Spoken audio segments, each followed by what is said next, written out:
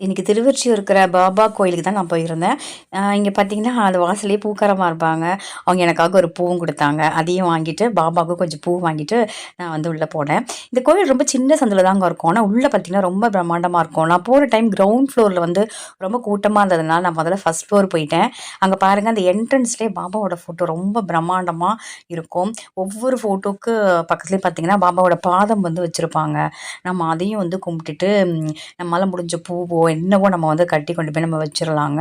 அதுக்கப்புறம் நான் ஆரத்தி எடுக்கிறதுக்கு ஒரு 10 நிமிஷம் முன்னாடி தான் நான் இன்னைக்கு போயிருந்தேன். இது உள்ள போகும்போது அந்த ஆரத்தி எடுக்கிற அறைக்கு நம்ம போயிரலாம். இது வந்து குருதட்சணை தட்லலாம் காசு போட வேண்டாங்க. அந்த குருதட்சணை உண்டியலே இருக்கும் அங்க. அங்க நம்ம போட்டுக்கலாம். இந்த ஸ்தலம் வந்து ரொம்ப பிரம்மாண்டமா இருக்கும் இங்க. அதுக்கு முன்னாடி இந்த குட்டி பாப்பாவையும் கொஞ்சம் நம்ம சேவிச்சுக்கலாம்.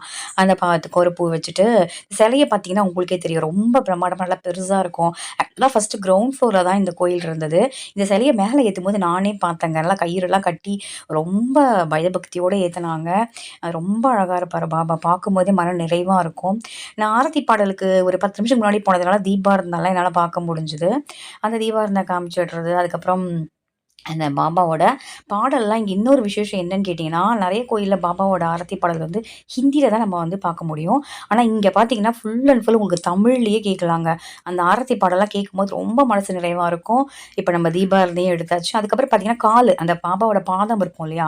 அத எடுத்து நமக்கு வந்து தலையில வைப்பாங்கங்க. அதுவும் ரொம்ப மனசு நிறைவா இருக்கும். அதுக்கப்புறம் எப்பயும் போல நமக்கு வந்து தீர்த்தம்லாம் குடுப்பாங்க. தீர்த்தம் குடுப்பாங்க. நமக்கு வேணும்னா கேட்டோம்னா நமக்கு வந்து பூவும் குடுப்பாங்க. அதுக்கப்புறம் என்ன பண்ணிக்கலாம், நம்ம இப்போ கிரவுண்ட் ஃப்ளோர் போலாம்.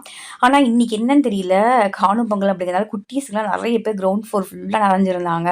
ஸோ, என்னால அதுக்குள்ள போகவே முடியல.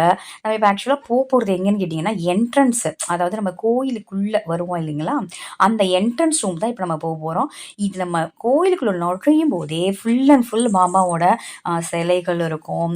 அதுக்கப்புறமா வந்து அவரோட ஃபோட்டோஸ் இருக்கும். அது மட்டும் இல்லாம ஒவ்வொரு ஃபோட்டோஸ்க்கு பக்கத்துலயும் பார்த்தீங்கன்னா, அந்த பாதம் இருக்கும். அந்த பாதத்த நம்ம வந்து அந்த பூவெல்லாம் வச்சு, நம்ம தொட்டு கும்பிட்டு, மனசுல ஒரு காரியம் நம்ம நெனச்சோம் அப்படின்னு சொன்னா, நிச்சயமா நடக்கும் அப்படிங்கிற ஒரு நம்பிக்கையும் இருக்குங்க. எனக்குமே நெறைய விஷயங்கள் நடந்திருக்கு.